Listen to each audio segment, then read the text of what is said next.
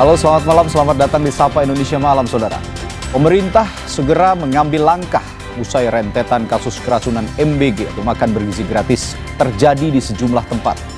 Presiden Prabowo pun berjanji akan menyelesaikan kasus keracunan MBG dengan baik. Namun dirinya berpesan agar polemik keracunan MBG ini tidak dipolitisasi. Lalu langkah apa yang harus diambil pemerintah dalam rangka evaluasi keracunan MBG? Ini akan jadi sorotan utama kami dan juga dengan sorotan lainnya soal rapat koordinasi yang dilakukan sejumlah kementerian dan lembaga dalam penanganan kasus keracunan MBG.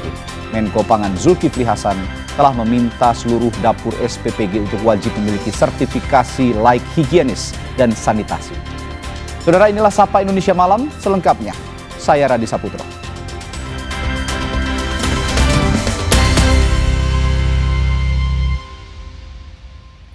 Kami mulai Sapa Indonesia Malam dari berita ratusan rumah di Kelurahan Tangki, Taman Sari, Jakarta Barat yang ludes terbakar. Angin yang kencang, jauhnya sumber air dan padatnya permukiman warga menjadi tantangan, saudara, bagi tim pemadam kebakaran. Api dengan cepat merambat ke bangunan lainnya dan hingga Minggu sore proses pemadaman masih terus berlangsung. Sebelumnya api sempat padam, namun api kembali membesar dan merambat ke permukiman lain.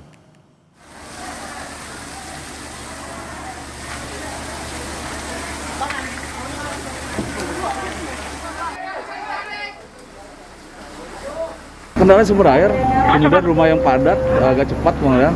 Tapi ini lompatan api nih, karena angin kencang, situasi panas, tentu ada lompatan ke RW lain. Berita lainnya, seorang kurir ekspedisi dianiaya pelanggan saat menagih utang atau maksud kami menagih uang paket ke perumahan Harapan Jaya, Kota Bekasi, dan pelaku sempat melarikan diri usai korban melaporkan aksinya ke polisi. Iya, saya belum dibayar. Iya, Bapak. Video ini direkam langsung oleh korban kurir. Pelaku naik pitam karena tidak memiliki uang tunai, sementara korban menawarkan agar mentransfer paket senilai Rp30.000 melalui pembayaran digital. Pelaku juga menyerang korban dengan senjata tajam dan mengakibatkan luka di tangan dan perut. Beberapa saat kemudian seorang anggota keluarga langsung membayar paket COD ini. Setelah kejadian, korban langsung melakukan visum terhadap luka ke RSUD Kota Bekasi serta membuat laporan penganiayaan itu ke Polres Metro Bekasi Kota.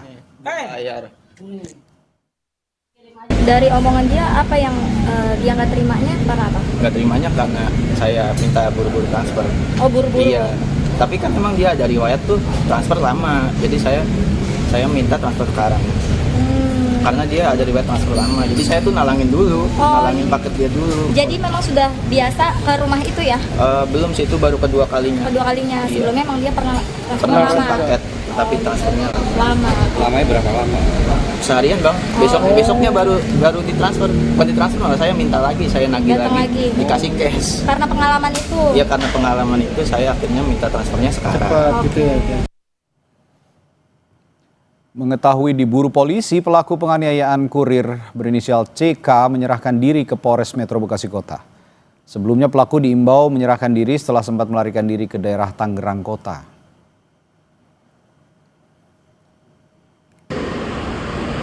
Telah menyerahkan diri pada hari Minggu tanggal 28 September pukul 4 pagi. Yang bersangkutan menyerahkan diri karena mengetahui bahwa yang bersangkutan diburu oleh tim Buser Polres Metro Bekasi Kota dan yang bersangkutan secara sadar kemudian menyerahkan diri ke Satreskrim Polres Metro Bekasi Kota. Saudara, Kepala Dinas Kesehatan Provinsi Jawa Barat menduga siswa yang alami keracunan massal akibat makan bergizi gratis yang didistribusikan lebih dari 4 jam. Dari data Kadinkes Jabar, siswa yang menerima MBG dari dapur SPPG yang sama namun didistribusikan lebih awal, tidak ada laporan keracunan. Sedangkan berbeda dengan siswa yang menerima MBG dari distribusi yang lebih dari 4 jam. Sehingga sistem distribusi diduga jadi salah satu penyebabnya.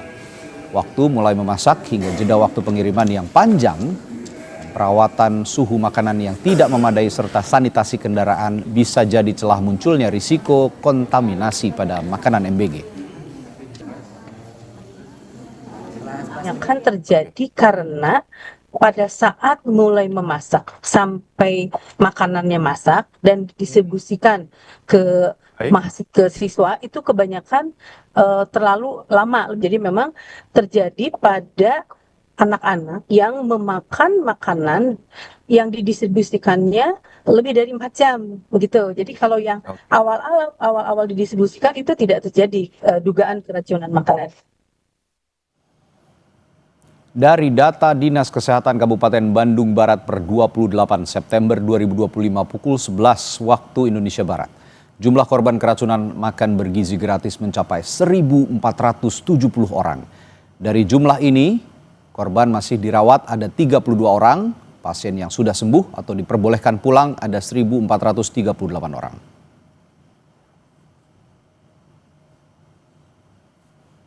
Sementara itu, pemerintah Kabupaten Bandung Barat menutup 3 dapur SPPG di Kecamatan Cipongkor dan Cihampelas untuk menginvestigasi standar operasional dan imbas keracunan massal usai menyantap MBG.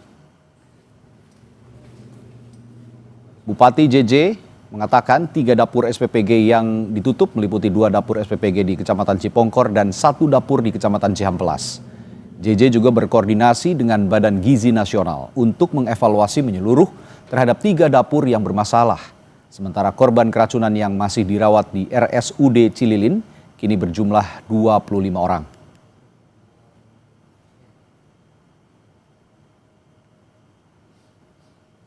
Peristiwa ini melibatkan 3 SPPG, yaitu 2 dapur di wilayah Cipongkor dan 1 dapur di wilayah Cihampelas. Saat ini ketiga dapur tersebut masih ditutup sementara untuk kepentingan investigasi. Pemerintah daerah juga mendorong dan berkoordinasi dengan BGN agar ketiga SPPG ini dilakukan evaluasi menyeluruh. Menyikapi banyaknya kasus keracunan MBG, Presiden Prabowo Subianto meminta percepatan perbaikan tata kelola MBG di Badan Gizi Nasional. Salah satunya dengan menutup dapur MBG yang bermasalah untuk dievaluasi dan diinvestigasi. Menko Bidang Pangan Zulkifli Hasan menyampaikan Presiden Prabowo menyebut keselamatan anak menjadi prioritas utama. Insiden keracunan MBG bukan sekedar angka menurutnya, tapi menyangkut keselamatan generasi penerus. Menurut Zulkifli, salah satu upaya untuk perbaikan tata kelola MBG adalah dengan menutup dapur MBG bermasalah. Semua dapur MBG atau SPPG juga akan dievaluasi terkait kualitas dan kemampuan juru masaknya. Segera mempercepat perbaikan dan penguatan tata kelola di BGN. Tata kelola harus segera untuk dapat ditindaklanjuti. Pertama, SPPG yang bermasalah ditutup untuk sementara,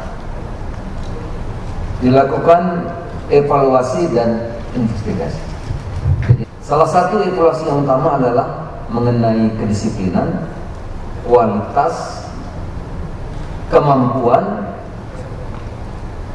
juru masak tidak hanya di tempat yang terjadi, tapi di seluruh SPPG.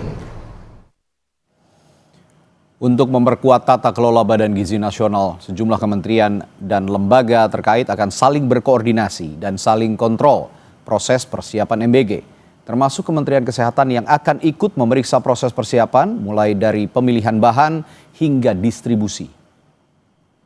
Bersama-sama dengan BGN akan mengontrol proses dari persiapan makanannya, mulai dari pemilihan bahannya, kemudian juga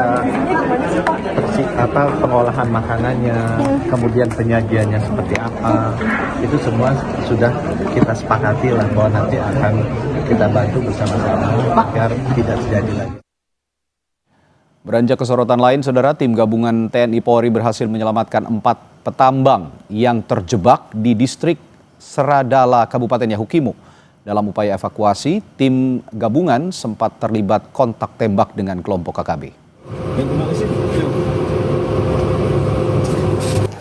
Kontak tembak terjadi saat tim gabungan TNI Polri berupaya mengevakuasi petambang yang selamat dari aksi pembunuhan KKB Senin lalu.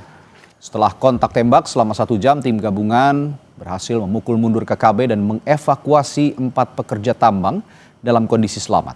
Saat ini tim gabungan TNI Polri masih mencari 3 warga lainnya yang dilaporkan meninggal akibat serangan KKB. Satgas Ops Damai Karten bersama aparat TNI Polri berhasil mengevakuasi 4 warga sipil yang selamat dari aksi kekerasan KKB di distrik Seradala, Kabupaten Yahukimo. Keempat korban tersebut adalah Bakri Laude, Febri atau Basir, Tarik Baruba atau Taslim, dan Berti Oliver Dias. Dalam proses evakuasi, tim sempat terlibat kontak tembak dengan KKB, namun demikian keempat korban berhasil diselamatkan dan dievakuasi.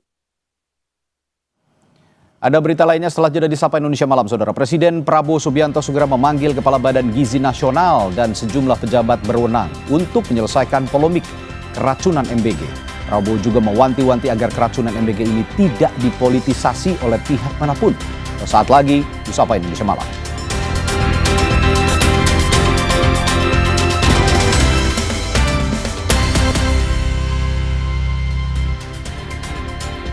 Saudara, Presiden Prabowo Subianto memanggil Kepala Badan Gizi Nasional dan sejumlah pejabat berwenang untuk menyelesaikan polemik keracunan MBG.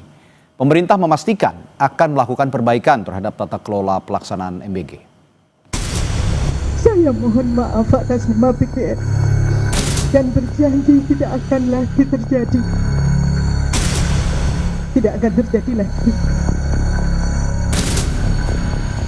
Ribuan siswa dari beberapa jenjang pendidikan menjadi korban keracunan MBG di Bandung Barat. Jumlah ini menjadi catatan terbanyak dibandingkan beberapa daerah lain di Indonesia yang mengalami kejadian serupa. Kasus keracunan MBG ini pun mendapat perhatian dari Presiden Prabowo setibanya di tanah air. Prabowo bakal memanggil Kepala Badan Gizi Nasional dan menegaskan jangan sampai ada politisasi terkait program makanan bergizi gratis.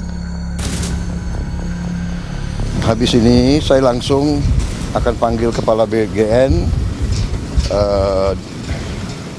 dengan beberapa pejabat, kita akan diskusikan. Ya. Ini masalah besar, jadi pasti ada kekurangan dalam awal. Ya. Tapi saya juga yakin bahwa kita akan selesaikan dengan baik. Ya. Kita harus waspada, jangan sampai ini dipolitisasi. Tujuan makan bergizi adalah untuk anak-anak kita yang sering sulit makan. Mungkin kita ini makan lumayan, mereka tuh makannya hanya nasi pakai garam. Ini yang harus kita atasi, ya. Sebelumnya, Wakil Kepala BGN Nani Esdeyang mengungkap ada sejumlah politisi yang meminta proyek dapur untuk program MBG. Ia mengaku kesal lantaran bukannya membantu program MBG, justru meminta proyek dapur.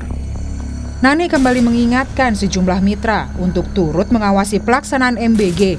Dirinya pun tidak mentolerir pemberian makanan yang tidak sesuai ketentuan. Ini kan program, kasihan banyak anak-anak nggak bisa makan, kita mau ngasih makan kok rebutan mau. Makanya ada, serius nih, ada yang WA saya, Mbak, saya jawab, kamu politikus bukannya bantu saya bagaimana mengkomunikasikan soal keracunan, malah minta dapur, ya kan? Langsung saya blok. Nah aja lu ngurusin dapur, ya kan? Nah, iyalah, saya nggak mau kayak begitu ya. Sekali lagi, saya minta para mitra untuk ikut mengawasi dan bertanggung jawab. Saya juga tidak mentolerir bahan baku yang dipakai bila tidak fresh, karena kejadian di Bandung ini sungguh di luar nalar. Bagaimana bahan baku dalam kondisi tidak fresh, ayam dibeli di hari Sabtu baru dimasak di hari Rabu. Makanan yang diterima tidak dalam kondisi segar menjadi salah satu penyebab keracunan massal. Ahli gizi masyarakat Dr. Tan Sot Yen menyatakan, salah satu evaluasi yang perlu diperhatikan adalah mengenai tata kelola pembagian MBG.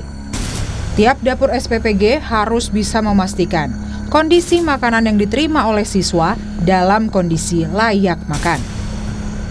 Ya, pertama tentu saja dari pertama kali MBG diselenggarakan, kita sudah ribut dengan masalah tata kelola. Tata kelola itu termasuk bukan cuma sekedar HACCP-nya saja yang mesti diperhatikan, tetapi juga bagaimana setiap SPPG itu punya keseragaman, ya. Jadi keseragaman dalam pengertian bahwa sudah ada di dalam dokumen BGN sendiri bahwa suhu aman itu dijaga penting, ya. Jadi suhu aman itu adalah bicara tentang keluar dari suhu kritis. Barangkali teman-teman harus tahu bahwa antara 5 sampai dengan 60 derajat Celcius kita anggap sebagai suhu kritis. Suhu kritis itu adalah suhu di mana kontaminasi bakteri bisa tumbuh, ya. Nah, itu sebabnya kenapa makanan yang akan dibagikan itu harus dalam kondisi suhu di atas 60 derajat. Untuk menindaklanjuti pelaksanaan MBG, pemerintah telah menutup sementara sejumlah dapur SPPG yang tidak memenuhi standar. Pelaksanaan evaluasi MBG juga turut dilakukan pemerintah guna memperbaiki tata kelola pelaksanaan MBG. Tim Liputan, Kompas TV. Pemerintah sudah mengambil langkah dengan menutup dapur SPPG dan memanggil Kepala BGN untuk memitigasi kasus keracunan massal. Untuk membahasnya, kita akan berbincang dengan sejumlah narasumber. Ada Guru Besar Pangan dan Gizi Institut Pertanian Bogor, Profesor Ali Homsan. Dan ada pula Lalu Hadrian sebagai Wakil Ketua Komisi 10 DPR RI. Selamat malam, Bapak-Bapak. Selamat malam. Selamat malam, Mas.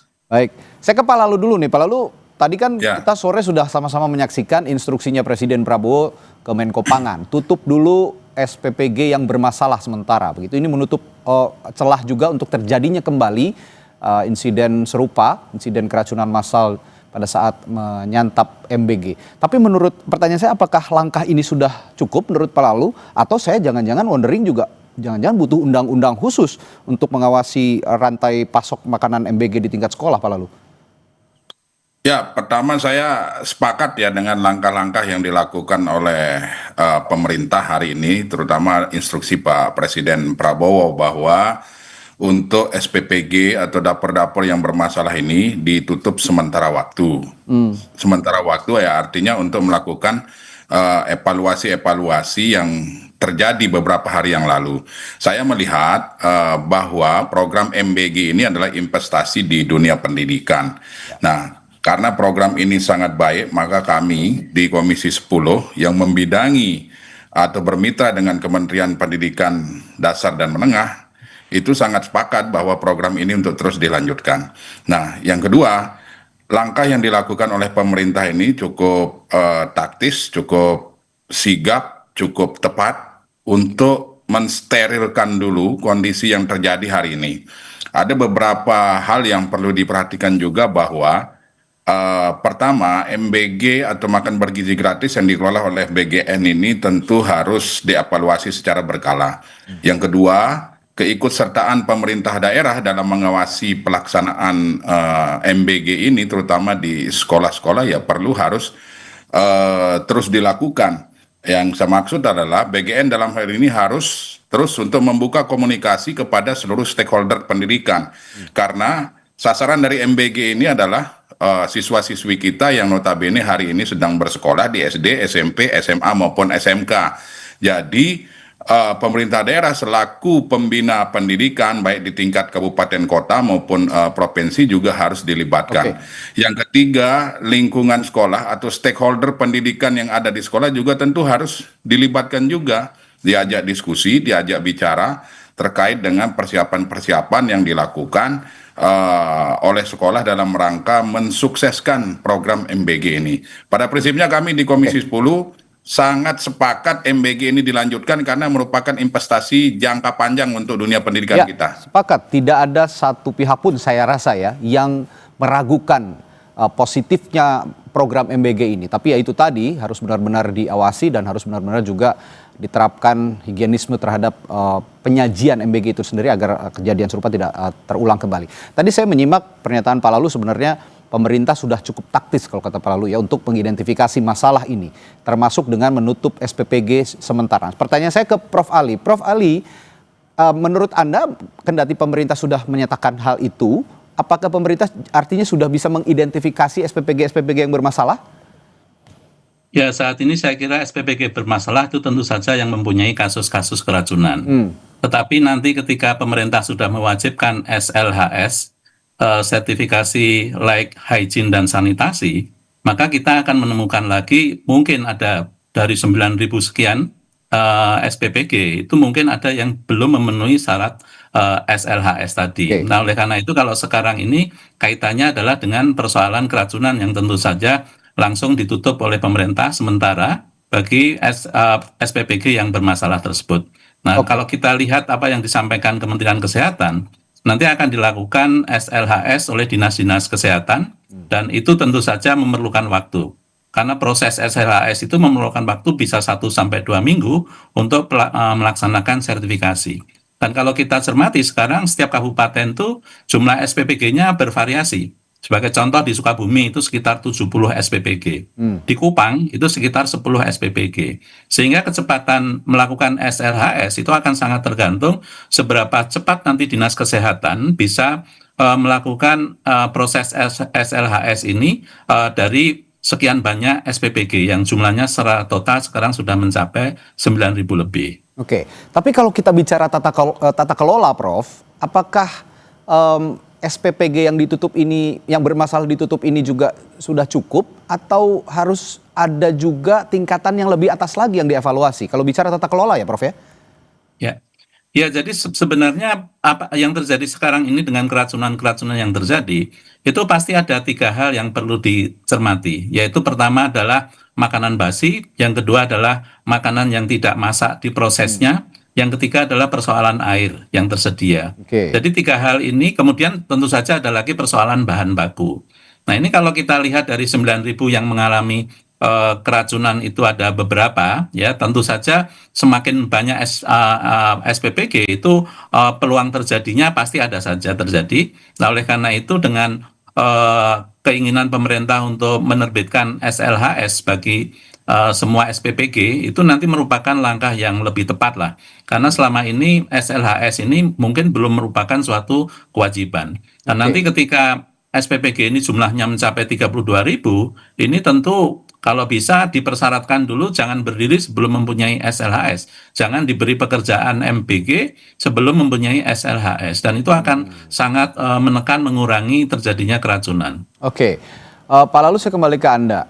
Masih bicara soal tata kelola. Kalau bicara tata kelola, apakah, saya wondering juga, apakah sebelumnya terkait tata kelola MBG ini pernah nggak sih dibahas di DPR, di Komisi 10 lebih spesifik lagi? Karena bermitra dengan misalnya Kementerian Pendidikan Dasar dan Menengah dan juga dengan BGN sendiri begitu, terkait standarisasi dapur sampai makanan tiba ke penerima. Kalau bicara tata kelola, tadi sudah pernah dibahas soal ini, Pak Lalu. Ya, saya kira kalau tata kelola, saya meyakini bahwa teman-teman di Komisi 9 ya, karena BGN ini kan bermitra dengan Komisi 9. Teman-teman di Komisi 9 pasti sudah menanyakan, kemudian mendapat penjelasan yang rinci dari Kepala BGN. Nah, kami di Komisi 10 juga, karena memang sasarannya adalah sekolah, siswa-siswi kita yang ada di sekolah-sekolah juga, di dalam rapat-rapat resmi kami dengan Kementerian Pendidikan Dasar dan Menengah, kami meminta langsung kepada Pak Menteri Pendidikan Dasar untuk berkoordinasi dengan Kepala BGN terkait dengan tata kelola, kemudian proses mulai dari proses di dapur sampai dengan distribusi di sekolah-sekolah. Bahkan kami ketika melihat kejadian-kejadian di beberapa tempat di Jawa Barat misalnya, kemudian di daerah-daerah lain yang mengalami keracunan, kami melihat dari 2 sisi. Dari sisi BGN-nya, kemudian dari sisi sekolah maupun dinas pendidikan yang ada di daerah tersebut. Dari sisi sekolah, tentu kami meminta agar di sekolah tersebut disiapkan wastafel misalnya, disiapkan sarana untuk mencuci tangan dan lain-lain. Nah, ini dalam rangka apa? Dalam rangka menunjang juga faktor-faktor yang menyebabkan terjadinya berbagai macam hal, terutama yang menyebabkan terjadinya keracunan itu tadi. Nah, di sisi lain kami meminta Dinas Pendidikan untuk terus berinisiatif. Nah, tentunya kami meminta melalui Kementerian Pendidikan Dasar dan Menengah kepada Dinas Pendidikan setempat untuk berinisiatif untuk melakukan pengawasan-pengawasan terhadap distribusi dan pelaksanaan dari proses makan bergizi gratis ini. Ya, saya lihat Seperti itu juga. yang kita lakukan. Oke, saya lihat juga di beberapa sekolah sebenarnya guru-guru di sekolah itu juga ikut aktif, proaktif gitu ya, untuk mengecek standarisasi makanan yang akan dibagikan kepada siswa. Nah, ini juga diharapkan melalui Dinas Pendidikan dikatakan Pak Lalu tadi bisa memberikan juga imbauan kepada guru-guru untuk bisa juga ikut berpartisipasi begitu ya Pak ya. Kira-kira seperti itu ya Pak? Iya. Oke. Betul, Baik. Mas. Baik. Nah, saya ingin lebih dalam ke Pak Ali, Prof Ali soal penyebab utama dari peristiwa ini dari perspektif ilmu pangan, Prof Ali. Nah, seperti misalnya kontaminasi bahan baku atau proses pengolahan. Bagaimana MBG bisa direformasi menurut Anda untuk memastikan kandungan gizi tetap aman bagi anak-anak usia sekolah, Pak? Ya, kalau kandungan gizi saya percaya bahwa di setiap SPPG ini sekarang sudah ada ahli gizi, sehingga mereka bisa menghitung berapa kalori, berapa protein yang dibutuhkan untuk anak balita maupun anak-anak usia sekolah. Sehingga mereka sudah bisa merumuskan 20 siklus menu yang harus dimasak oleh mereka sehingga mengurangi kebosanan terhadap menu yang disajikan MBG ya. Nah, tetapi kemudian ketika kita bicara tentang SPPG menyediakan 3.000 porsi dan penjamah makanan harus bekerja misalnya dari jam 3 dini hari ya sampai itu distribusi pukul 11, itu tentu suatu proses yang cukup panjang. Nah, oleh karena itu kalau kita bisa mengatakan SPPG ini semacam sentralisasi dari pusat, kurang lebih bentuknya seperti ini. Nah, saya berpikir bagaimana kalau desentralisasi sehingga dibutuhkan SPPG yang ukurannya lebih kecil daripada 3.000 porsi. Karena Indonesia ini jangkauannya sangat luas, geografinya juga sangat luar biasa, sehingga ketika kita mengurangi porsi dari setiap SPPG itu ada yang kelasnya 500, ada yang kelasnya 1.000, itu barangkali lebih eligible dan kemudian juga akan mengurangi peristiwa-peristiwa keracunan ketika penyiapan makanan itu tidak dilakukan terlalu dini. Kalau dengan target 500 porsi, barangkali pemasak itu bisa melakukan mulai jam 6 pagi, di dalam proses pemasakan, distribusi jam 11 siang, itu akan sangat mungkin untuk dicoba. Oke. Nah, ini kan sebenarnya publik juga ada yang memiliki pendapat begitu Prof Ali, bahwa sebaiknya SPPG atau kegiatan MBG ini juga ya dihentikan dulu lah sementara untuk mengetahui hasil evaluasi menyeluruhnya begitu. Karena dari hulu ke hilir juga harus dipastikan bahwa standarisasi pelaksanaan MBG ini bisa benar-benar lancar begitu. Nah, menurut Anda apakah itu perlu dilakukan atau cukup yang dilakukan pemerintah saat ini sudah tepat? Saya akan tanyakan itu kepada Prof Ali setelah jeda, Prof. Mohon maaf, kita akan kembali sesaat lagi. Sapa Indonesia Malam.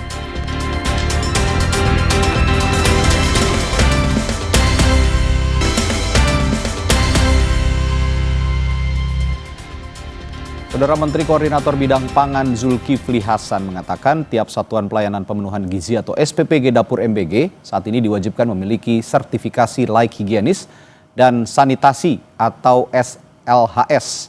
Hal ini dilakukan sebagai langkah evaluasi akibat maraknya kasus keracunan makanan yang menimpa anak-anak akibat pemberian MBG.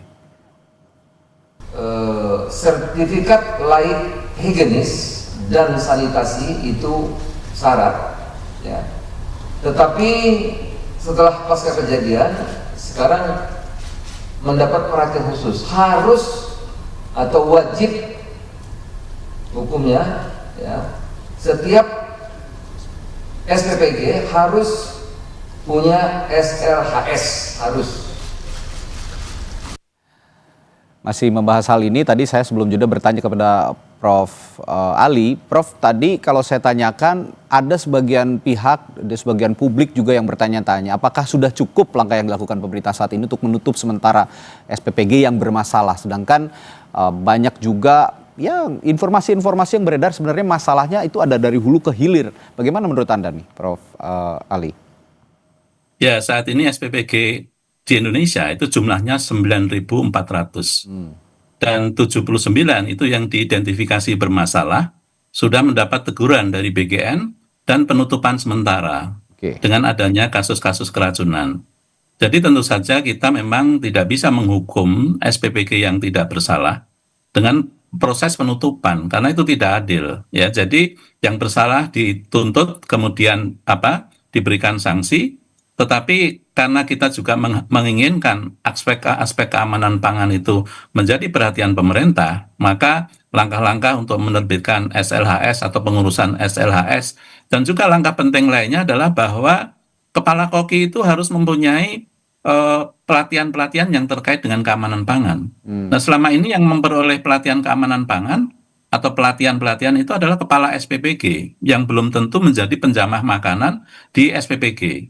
Nah, paling tidak dengan adanya 20 pemasak di setiap SPPG, itu kepalanya itu memperoleh informasi atau pelatihan tentang keamanan pangan. Dan itu akan banyak bermanfaat untuk mengkoordinir 20 pemasak yang ada di SPPG. Jadi harapan saya bahwa pelatihan itu jangan terbatas pada kepala SPPG yang tugasnya itu adalah aspek manajerial.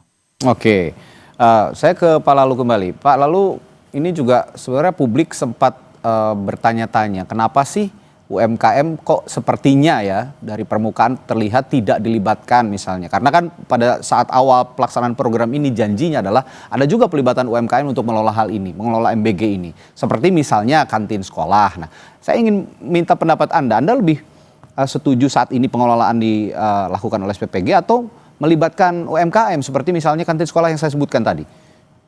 Ya, begini Mas, ini kan program baru ya, program baru kemudian tujuannya juga sungguh sangat mulia, yaitu memberikan asupan gizi bagi siswa-siswi kita yang ada di sekolah dalam rangka mereka untuk betul-betul membantu mempersiapkan diri untuk melaksanakan proses belajar mengajar di sekolah.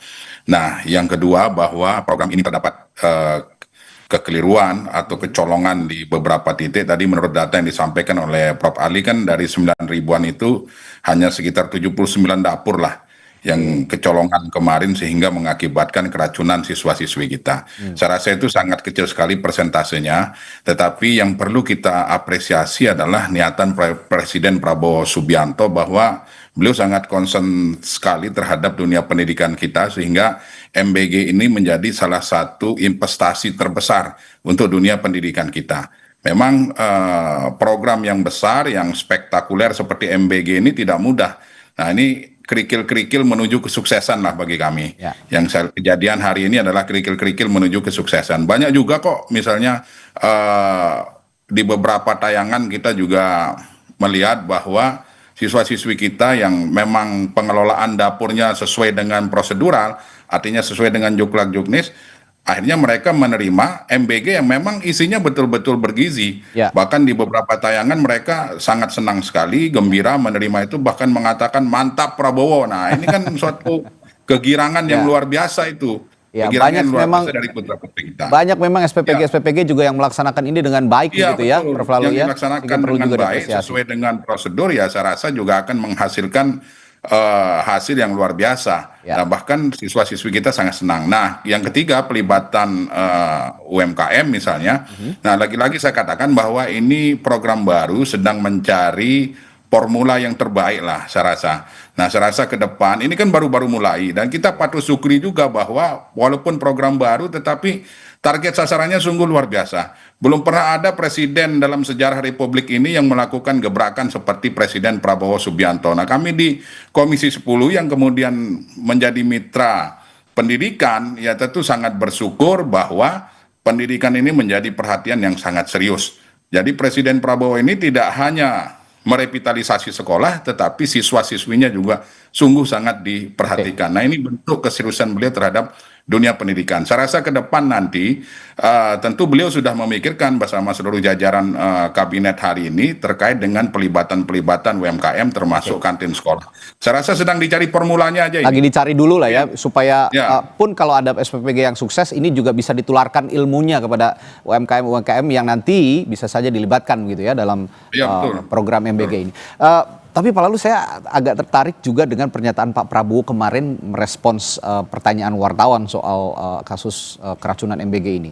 Pak Prabowo mengatakan jangan dipolitisasi katanya. MBG ini jangan dipolitisasi.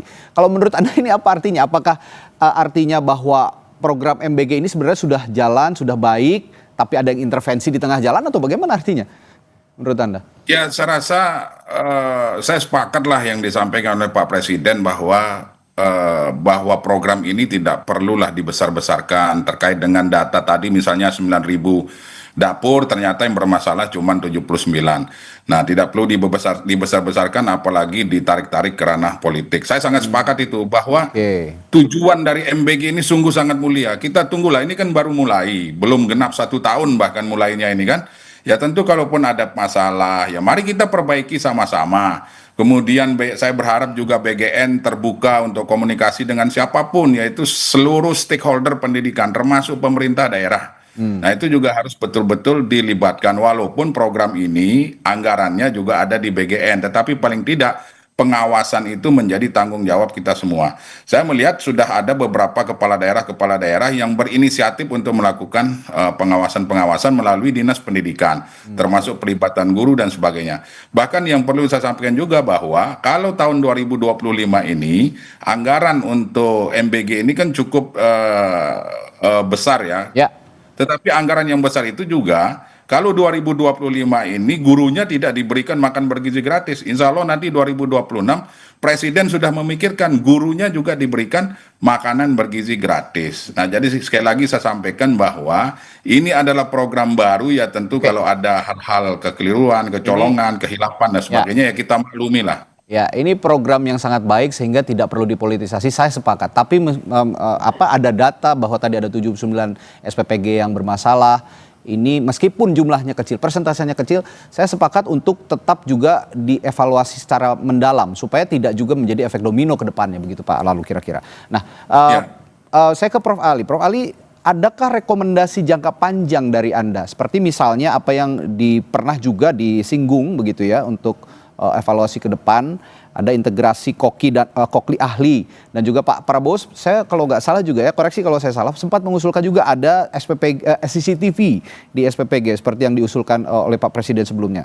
Lalu juga misalnya pelatihan berbasis bukti untuk penyedia makanan agar program MBG ini benar-benar meningkatkan status gizi nasional tanpa risiko kesehatan. Bagaimana Pak Ali? Ya, yang saya menginginkan tuh sekarang kan sedang dirancang adanya hotline terhadap segala macam keluhan-keluhan yang terkait dengan MBG di berbagai wilayah. Karena kita melayani, saya kira SPPG itu melayani sangat banyak orang ya di setiap kabupaten. Nah, oleh karena itu adanya hotline atau keluhan itu akan memberikan solusi yang baik kepada BGN untuk melakukan peningkatan kinerja di dalam memberikan layanan MBG. Dan hotline itu bisa dilakukan di setiap kabupaten ya, sehingga orang Sukabumi tentu lapornya ke MBG di BGN SPPG di Sukabumi. Yang kedua adalah bahwa kita menyadari BGN itu tidak mempunyai aparat di daerah. Nah, oleh karena itu dalam hal kita memberikan layanan yang sangat luar biasa besar, itu sinergi dengan Dinas Kesehatan, dengan Badan POM ya, apalagi dengan sektor pendidikan itu menjadi sangat penting. Karena siapa yang melakukan proses pengawasan apabila terjadi hal-hal semacam yang sekarang kita ketahui, itu adalah pasti terkait dengan persoalan kesehatan, kemudian Badan POM. Nah, oleh karena itu ini sangat penting sinergi dari beberapa institusi di daerah ya, sehingga BGN itu bisa terbantu lah dengan aparat-aparat yang memang sudah sangat banyak ya. Kalau kita bicara puskesmas itu di kabupaten sangat banyak, dan itu akan sangat berperan di dalam pelaksanaan MBG yang memang memerlukan kehati-hatian. Oke. Pak Lalu, pemerintah itu kan sekarang tadi sudah kita bahas juga sebenarnya sedikit, kita akan perdalam lagi. Pemerintah itu kan sekarang mewajibkan dapur SPPG itu punya sertifikat layak higienis dan sanitasi. Nah, kenapa baru diterapkan sekarang sih Pak Lalu? Apakah itu sebelumnya tidak diterapkan menurut pengawasan Anda di Komisi 10 DPR? Ya, saya rasa kalau menurut informasi dari teman-teman Komisi 9, itu sebenarnya sudah dipersyaratkan sejak awal.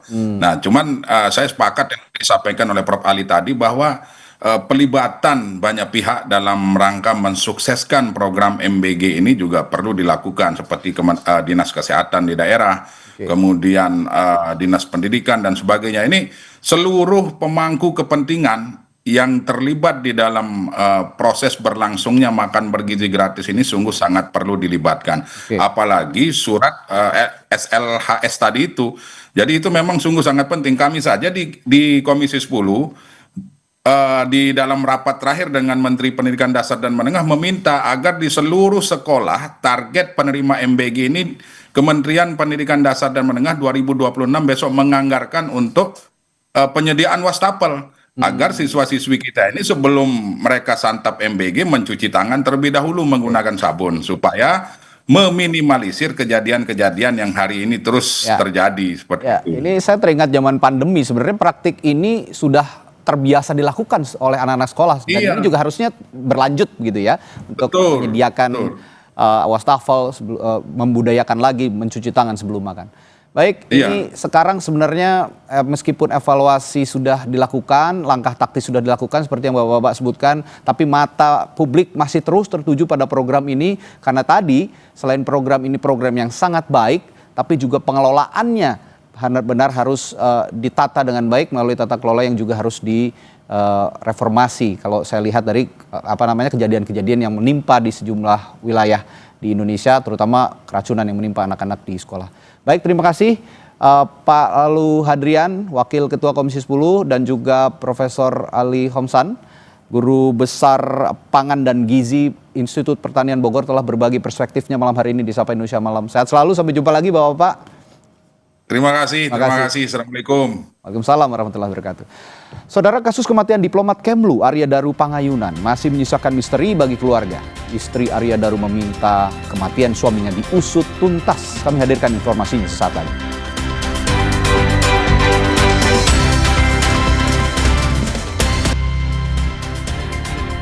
Saudara, kasus kematian diplomat Kemlu Arya Daru Pangayunan masih menyisakan misteri bagi keluarga. Istri Arya Daru minta kematian suaminya diusut tuntas. Untuk pertama kalinya istri diplomat Kemlu Arya Daru Pangayunan, Meta Ayu Puspitantri, tampil di hadapan media. Meta memohon kepada Presiden Prabowo Subianto agar kasus kematian suaminya bisa segera dituntaskan. Ibu dua anak ini juga meminta pihak polisian tidak membuat framing negatif atas Arya Daru Pangayunan. Kuasa hukum keluarga Arya Daru menjelaskan framing negatif yang dimaksud adalah pernyataan polisi terkait penyebab kematian Arya Daru yang berlatar pada masalah pribadi. Kepada Bapak Presiden, kepada Bapak Kapolri dan Bapak Menlu, saya hanya bisa berharap dan memohon untuk kasus ini dapat selesai dengan baik, jujur, dan transparan. Sebegitu berharganya Mas Daru bagi saya, bagi anak-anak, bagi orang tua, bagi keluarga, dan saya sangat meyakini bagi teman-teman yang pernah berinteraksi langsung dengan Mas Daru secara tulus pasti merasakan kebaikan beliau. Lagi framing negatif untuk suami saya. Kami berdua sudah sangat cukup untuk satu sama lain. Suami saya enggak neko-neko. Saya kenal betul suami saya. Stop membuat framing negatif. Framing negatif dengan ada kata-kata adanya privacy. Kata-kata privacy itu merupakan framing negatif. Berita lainnya, Saudara, Dewan Pers mengecam tindakan Biro Pers yang mencabut kartu liputan Istana Kepresidenan milik jurnalis CNN Indonesia TV. Diduga usai bertanya soal makan bergizi gratis di sesi doorstop atau wawancara Presiden. Dewan Pers menilai langkah Biro Pers ini menghalangi kebebasan bertanya kepada Presiden. Anggota Dewan Pers Abdul Manan menegaskan bahwa kebebasan berpendapat sebagai awak media harus dijamin dan harusnya tidak dikekang untuk bertanya apapun kepada pemerintah. Biro Pers Istana harus menyadari bahwa ini kan isu yang krusial, bahwa wartawan dicabut haknya karena bertanya soal Basuki, dan saya kira itu seperti yang saya sampaikan sebelumnya itu kan bisa dikategorikan sebagai menghalang kebebasan. Dan itu akan menimbulkan kesan yang buruk juga, bahwa seolah-olah presiden tidak menghargai. Di sisi lain, Ikatan Jurnalis Televisi Indonesia IJTI juga merasa prihatin atas pencabutan kartu identitas liputan Istana Kepresidenan yang dimiliki oleh jurnalis CNN Indonesia TV usai mengajukan pertanyaan kepada Presiden Prabowo Subianto. IJTI meminta penjelasan kepada Biro Pers, Media dan Informasi, Sekretariat Presiden atas peristiwa ini. Dalam pandangan itu, pernyataan atau pertanyaan masih dalam koridor etika jurnalistik dan relevan bagi kepentingan publik. Untuk itu kami mendesak kepada Biro Pers dan Media Informasi Istana untuk memberikan klarifikasi penjelasan atas penarikan kartu identitas saudari Diane. Apakah itu memang terkait dengan peliputan jurnalistiknya atau memang tidak? Publik menanti hal tersebut. Melalui laman cnnindonesia.com, pemimpin redaksi CNN Indonesia Titin Rosmasari membenarkan seorang staf Biro Pers, Media dan Informasi Sekretariat Presiden mengambil langsung kartu identitas pers Istana atas nama Diana Valencia. ID Pers Istana langsung diambil di kantor CNN Indonesia pada 27 September 2025 pada pukul 19.15 waktu Indonesia Barat.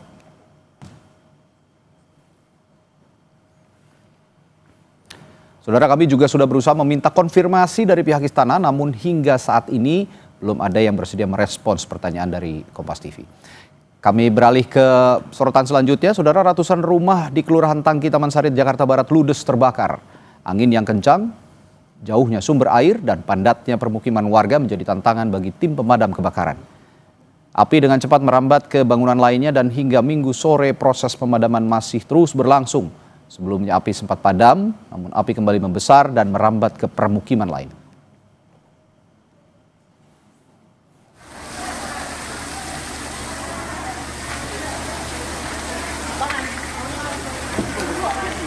Kendala sumber air, kemudian rumah yang padat, agak cepat kemudian.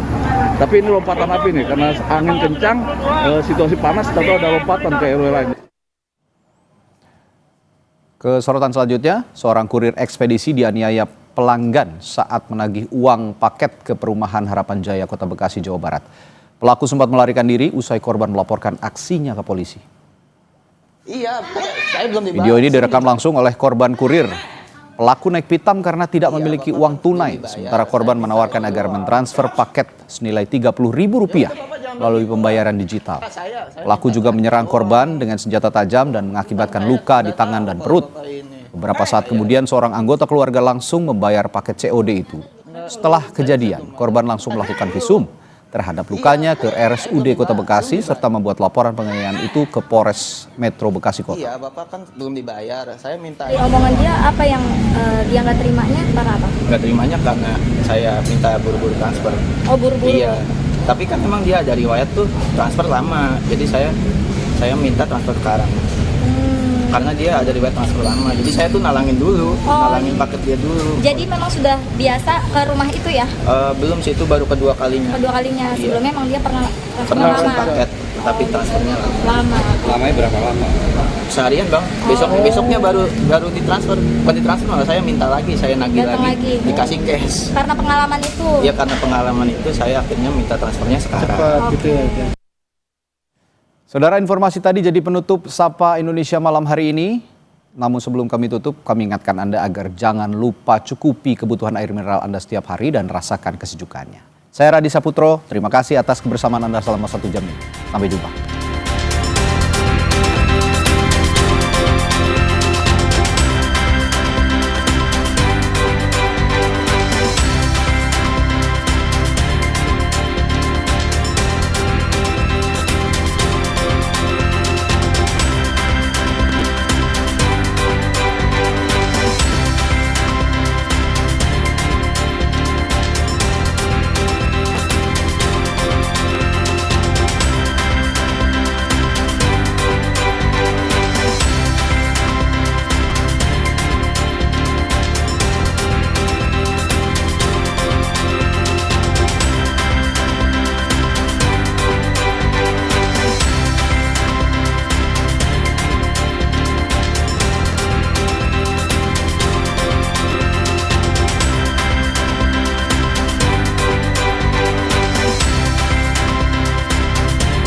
Terima kasih Anda telah menyaksikan